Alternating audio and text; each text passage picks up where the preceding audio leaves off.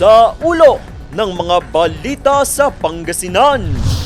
Pagtatayo at pagpapaganda ng mga ospital sa Pangasinan. Patuloy na isinusulong ni Governor Ramon Monmon V. Gico III. Iba't ibang programa at proyekto para sa edukasyon isinusulong sa Pangasinan. At iba't ibang pagkain, mga art at music lessons, alok ngayong summer sa Binalonan. Unang ratsyada, 1 billion pesos mula sa Department of Health. Ito ang ipinagkaloob sa probinsya ng Pangasinan para sa konstruksyon ng Lingayen District Hospital. At higit 300 million para naman sa isa pang ospital mula naman sa LGSF Fund. So, andyan na po yung plano, may nagawa na yung mga basic works. Dumating po ang mga LGSF Fund na 389 million. We submitted that to partially fund Bolinao Community Hospital. At para sa mas dekalidad at modernong pagamutan, isang multi-specialty hospital din ang itatayo sa Binalonan. Minamapa po namin ang buong probinsya, ang mga kalsada, ang mga connectivity. Doon po namin nilolocate ang mga tinatayo po naming mga bagong ospital. So, Ipinagmalaki rin ng gobernador na patuloy na nakikilala ang mga ospital sa probinsya sa pagbibigay ng dekalidad na serbisyo. just to inform you also, ang Urdaneta District Hospital ay Level 2 accredited na po.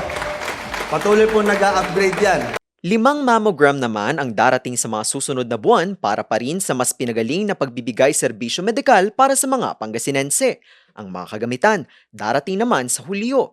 Ang mga balitang ito, patunay raw sa patuloy na pagbibigay ng importansya at prioridad ni Governor Gico III at kanyang administrasyon sa kalusugan ng mga Pangasinense. Ilan lamang ito sa mga hakbang para maabot ang pangako na mas malusog na Pangasinan, mas malusog at ligtas na mga Pangasinense.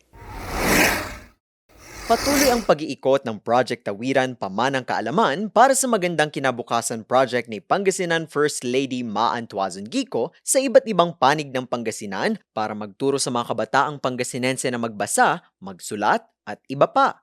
Namamahagi rin sila ng mga libreng mga libro para sa mga kabataan. Bonus pa ang mga tulong din kanilang ibinabahagi sa mga magulang ng mga bata na makakatulong din sa paggabay nila sa kanilang mga anak. Paraan ito ng unang ginang para maisulong ang edukasyon lalo na para sa mga kapos na Pangasinense. Batid kasi niyang malaki ang maiaambag ng edukasyon sa kanilang mga pangarap sa buhay. Ganito rin ang nais ni Pangasinan Governor Ramon Monmon V. Gico III. Katunayan, kamakailan lang ay nakipagpulong siya kay DepEd Regional Director Dr. Estela Carino para pag-usapan ang mga programang maaaring makatulong sa mga mag-aaral at mga guro sa Pangasinan. Hakbang din ito para masiguro ang mas maayos na kinabukasan para sa mga kabataang Pangasinense.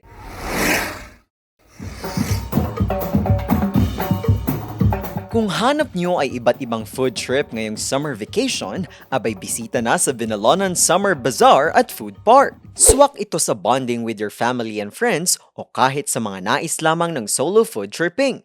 Isa lamang ito sa mga aktibidad na alok ng Binalonan Summer Celebration ng bayan. Ibinahagi rin ni Mayor Ramon R.G. Gico IV na magkakaroon ng libreng summer arts workshop sa darating na May 18 hanggang 21 para sa lahat ng Binalonians. Iba't ibang mga lessons ang alok dito gaya ng music and dance lessons at artwork creations. Ilan lamang ang mga ito sa mga programang hatid ng administrasyon ni Mayor Gico IV para mabigyan ng oportunidad ang mga kababayan na mag-enjoy, matuto at masulit ang kanilang summer vacation.